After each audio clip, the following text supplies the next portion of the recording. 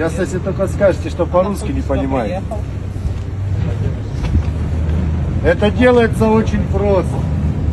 Для того, чтобы получить гражданство Российской Федерации, можно заключить контракт с Министерством обороны Российской Федерации. Заключение контракта идет от года до 5 лет. После того, как заканчивается контракт, вам дают российский паспорт, и вы становитесь гражданином Российской Федерации. И не надо вам никаких разрешений на работу и тому подобное. При этом 100% будете находиться в зоне СВО. Зарплата идет от 210 тысяч рублей ежемесячно. Я думаю, все равно больше, чем вы здесь зарабатываете. Вот, бесплатное лечение.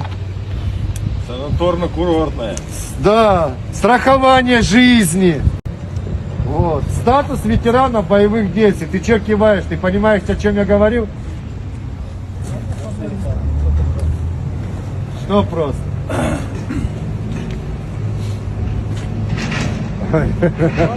Весело. Да. Вот.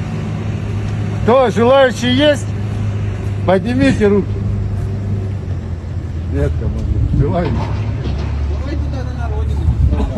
Да-да, едем на родину. Все, выключаем.